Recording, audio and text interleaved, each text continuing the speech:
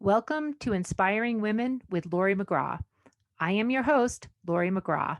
I have spent the past 30 years in leadership, and over the years, I've come to learn one thing: women need women, and not just any women, but inspiring women. Tune in every week to hear from women at the pinnacle of their careers and from others who are just starting out. Episodes can be found at inspiringwomen.show or subscribe on your favorite podcast app. Thanks for listening, and I hope you will be inspired.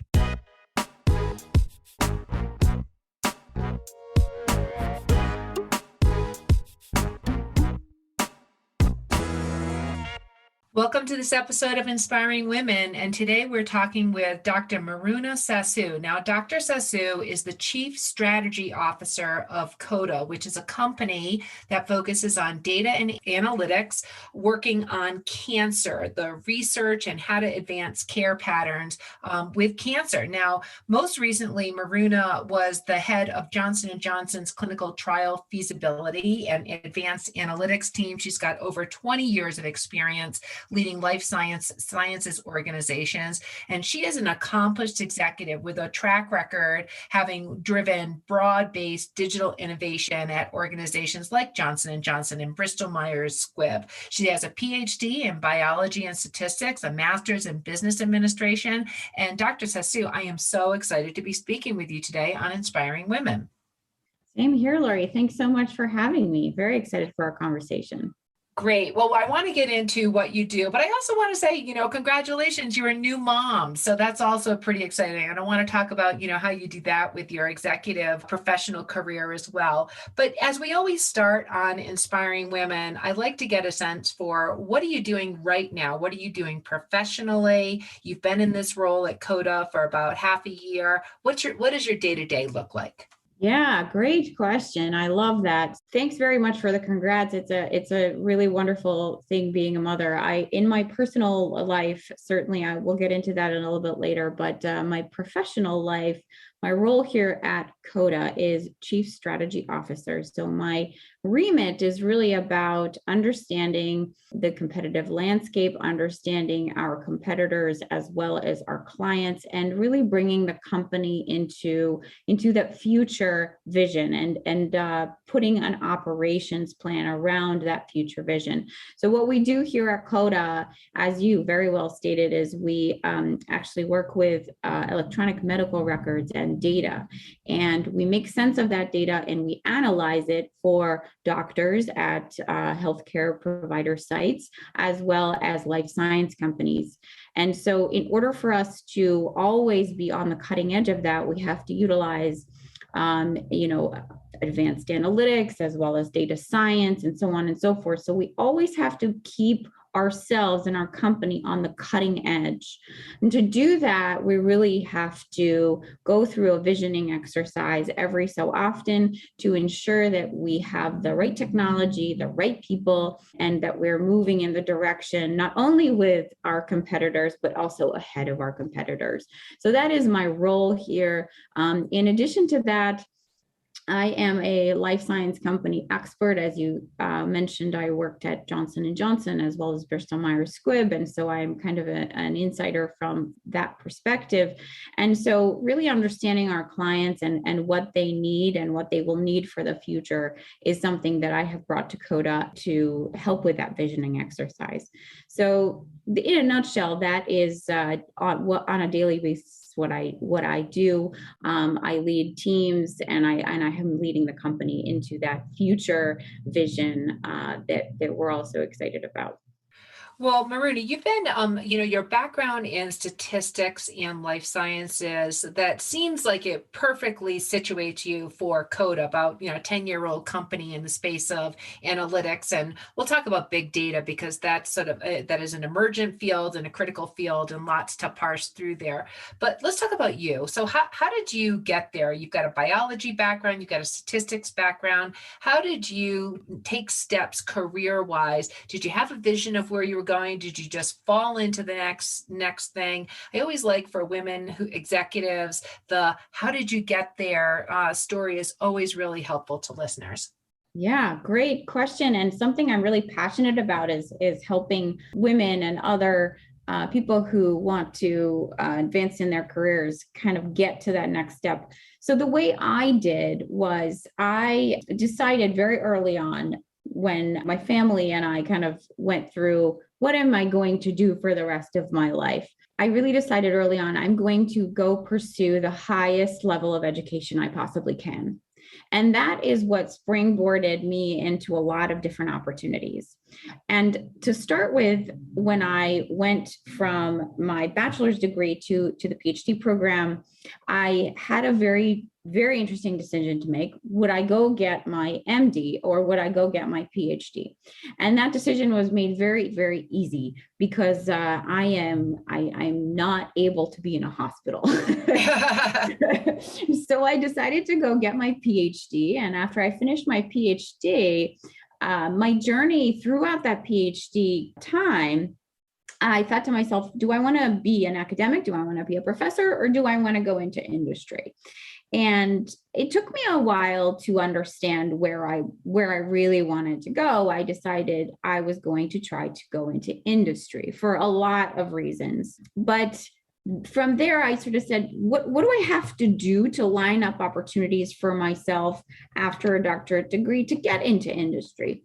And I ended up going through a pathway in the federal government. So from my doctorate degree, I applied to a whole bunch of different jobs, and I decided to go with a role at the Department of Agriculture. I was their sort of first and only statistician at that time because I decided my statistics degree was going to be the selling point to non-academic jobs. So I went there and I performed a statistician's role for about a year and a half when they decided, hey, I think she can actually lead people. And so why don't we have her build us an ecosystem for data capture and analytics within the food safety inspection service. And I did that for quite a few years, after which and during which I was networking a lot. And really the next step for me was one that I decided to take because of a personal situation. And that was my grandfather was diagnosed with stage 4 lung cancer. And I have a very, very soft spot in my heart for my grandfather. He and my grandmother raised me while I was still living in Romania, which is something we can talk about as well. But he was diagnosed with stage 4 lung cancer and entered a clinical trial, which saved his life. And when that happened, I said, I want to work for the company that made that happen for me, and I want to do it for other people. That is, those personal moments. And so first of all, I'm sorry you had that experience. And, I just, those family moments which impact you and shape you in ways, but then drive you to a passion and to fulfill something, to do something about it. That makes sense to me. And, I know many people like yourself who have pursued next level impactful careers because of something that influenced them deeply personally.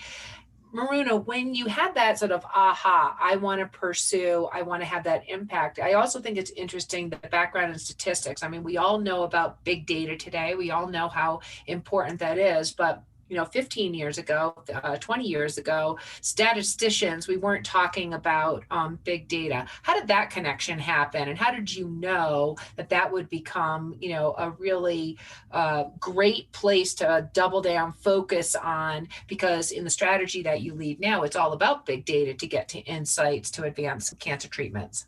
Yeah, absolutely. I've always been attracted to math and analytics, always, which is part of the reason that my second PhD is in statistics. So when I left academia, I very quickly realized that my biology degree was going to get me into the industry through a lab pathway. And I said, I'm not sure that I want to go in that direction. So the data space is a place. I was always good at math. I was always good at statistics. And so I thought, let me just try this for a while. Let me just apply to some statistician roles. And I was pretty good at it and I enjoyed it. And big data really didn't come into the picture until I would say 6 or 7 years back when I started incubating companies that have data, right? At the time, electronic medical records curation was not really being done at scale. And so it was almost a close my eyes and dream type of scenario. How could I take big data, put it at the core of what a pharmaceutical company does, the data that is not clinical trial data, for example. And so when that became a reality, when we started working with companies like COTA to make the data, to really put together the data set that we would need for these analytics. And some of the most interesting outcomes that we have had out of these analytics have come from big data. So I got even more interested in big data and decided to come to COTA and actually make it. So it really has been a journey for me. And big data has always been at the top of my mind, but it didn't start there. My thinking wasn't let's go after big data. It was let's go after trying to answer the really pertinent medical questions that we need to extend patients' lives.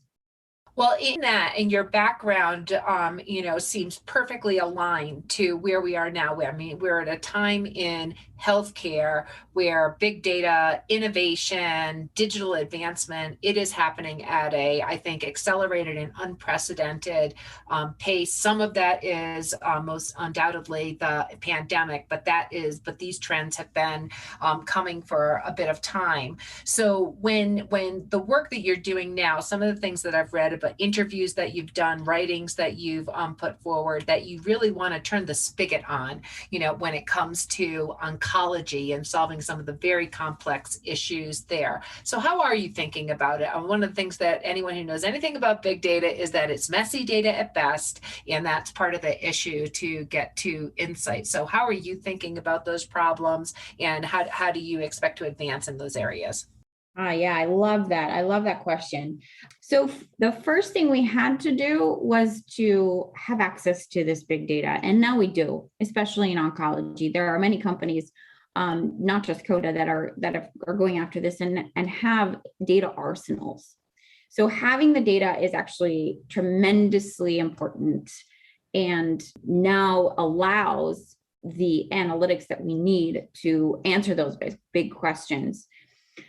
So now that we have that and that we're growing that, we have to think about, and many of the issues that you've listed are very, very pertinent to everyone in the industry. The questions around data missingness and methodologies that are needed to account for that, so that we can, when we make sense of the data and when we analyze it, the methodologies are appropriate. And traditional statistical methods are fine, but you're right. They don't necessarily always account for and correct for some of the things that big data and messy data, for example, innately have, right?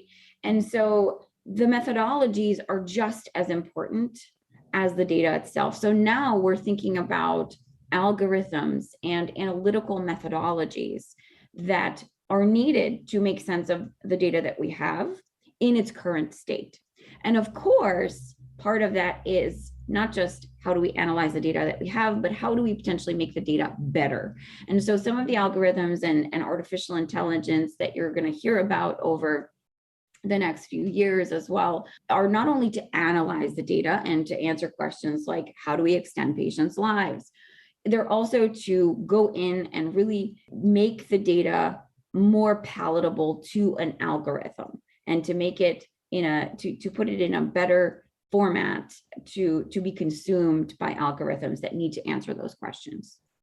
Miruna, one of the other angles that I wanted to ask you about on these problems and getting to the insights of the data is the human capital, the talent to work on these problems. So, you are a double PhD, a data scientist, an expert yourself, but you're also one of few data scientists that are women. There are far more men in this field. And we also know that there are simply not enough data scientists or, professionals to work on these problems. And beyond just the gender differences, we also know that, the BIPOC, the levels of racial differences and biases that might be within data are part of the problems. So what are you seeing? Are we making progress there? Do we have enough talent? Do we have enough pipeline of talent? And if we don't, should we be optimistic about this? I'd love your thoughts on those areas. We can do more here. We can do more. I would say we don't have enough talent. Do we have the right talent? That's something to be debated as well. I think one of the misconceptions about how you can analyze data and how you can, make a difference in this space is that you have to be a data scientist. I don't actually think that's true. A data scientists come in many forms. So there are mathematicians, there are statisticians, there are data scientists that work, for example, just in machine learning. There are data scientists that work, for example, just in analytical algorithms.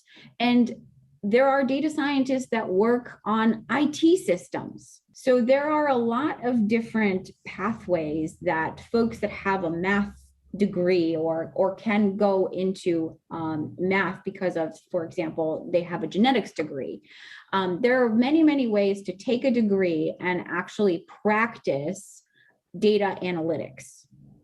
So do I think that we have enough people in this space? I think number one, we don't have enough people in this space. So I would love to see campaigns about how folks that want to potentially pursue a career here can get there. I think it's very challenging to understand what jobs might be available for folks who have this type of proclivity, for example, or if they want to go in this direction.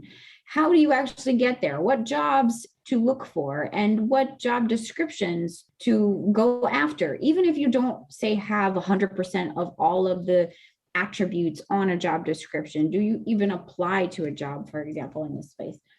I think that's one aspect of it. And the second aspect of it is having the ability to sort of take a next step and maybe try something in this area. I think a lot of folks think, oh no, I'm a geneticist by trade, or, oh, I have a bachelor's degree in psychology, for example, so I could never do this. I'm interested in it, but I could never do it.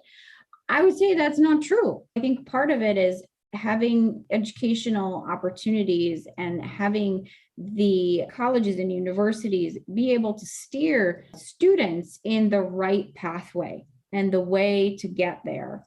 Because a lot of times these roles are a little bit confusing, to be honest. Well, it's emerging. And so that's actually encouraging, quite frankly, to, that your view is a more expansive versus narrow, set of skills that can be used and pointed at solving some of these really, I view them as super complex problems, but with tremendous opportunity, which doesn't mean there's a clear path, but that, if there are more opportunities to address these problems from different angles, skill sets, as long as, as you're suggesting that there's a math orientation, and we'll call that STEM, it's something where there's a lot of attention to building out more STEM capabilities in both schooling and other things. So that's very, very encouraging. Miruna, I'd love to turn the conversation a bit to, what's going on in your life. So you are a new mother and you took this new executive role when you were far along in your pregnancy, and you've talked a bit about modern motherhood. What does it look like now that you could take on a new executive role while at the same time beginning your family? So first of all, again, congratulations, but tell us what's going on there and your thoughts. You've got some really interesting ideas that I think are really relevant for today's time. Thank you. Yeah, thank you very much. It's been such a pleasure. My son is an amazing addition to our family, and we're so excited to have him.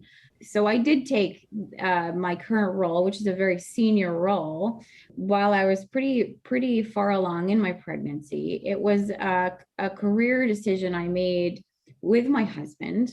I have been very lucky to have an incredibly supporting husband and someone that in my life that I absolutely could not live without. But I think one aspect of what I'd like to convey is your support system doesn't have to come from necessarily a significant other. I also have a very supportive family. I have my brother and my mother at this point as well, who have always been huge supporters. And I would say, even if you don't have any of those things, the network that you create can be a supporting network, and building that supporting network is the number one step to doing something like, for example, moving from Johnson & Johnson, who a lot of folks said, why are you moving from Johnson & Johnson? Right. It's crazy, right? Everybody wants to, you're at the peak of your career. Johnson & Johnson is the place to be. And that's true for a lot of folks. And for me, it was a calculated risk. It was a calculated decision that I made with my support system. And I'd say that aspect of it, you cannot live without that aspect of it. Create yourself a support system that you can trust when you're making decisions in your life to give it to you straight. So that's the number one piece. The second piece is, for me, I've always been a bit of a risk taker. Everyone who knows me, I'm usually, people hire me for a couple of reasons, right? One is, if you're looking for big ideas, Miruna's your girl. If you're looking to change something drastically, Miruna's your girl. And I've always been a bit of a risk taker. That may not be you, right? And so, but you have to make the right decision for you. For me, it's always about being intellectually stimulated and being fulfilled on several different levels. My family certainly is one of them, but I need to be doing something with my brain. I need to be stimulated in an intellectual way. And so when I have done something and I feel something is complete, I need to move on to the next endeavor. And that's where I was in my career. And this was the opportunity for me. And when I made that decision, it was all about being fulfilled on those levels. Motherhood is certainly one, but intellectually is another. Well, I love the way that you talk about motherhood. And just to read a quote from you, this is what modern motherhood should look like: strong, determined, supported, and fulfilled. And I think that those are very powerful words and a terrific description, for others to hear as everyone's navigating. That's always a big part of a life change with motherhood. So Miruna, there's so many different angles to this that I'd love to talk to you about, but, just in the time that we've got, as you are at this next level, executive level of your career, as we close out Inspiring Women, I'd just love to get your closing thoughts of, advice you might have, the things that meant the most to you, whether it was a book that you read or a person that was influential in helping you establish the next steps of your executive career. Would you mind just giving some comments there? Certainly. The one thing I want to make sure our listeners understand is that no matter what dream you have, no matter what inspiration you might have, it's all okay. It's okay to pursue it. You should pursue it, whatever that is. That may be different for me than it is for others as well. So I do have a couple of very big supporters in my life. My husband, again, is someone I could absolutely not live without. He is my rock and someone that I trust just absolutely, completely, and helps me make decisions that are best for me and that are best for us. That's a really big, important part in having someone you trust to run your ideas by and to sort of say, does this make sense? How do we go about this? I would also leave you with this. It is truly, there's never a right time for these moves to be made. Becoming a mother was not necessarily something we were planning on exactly at this moment in our life.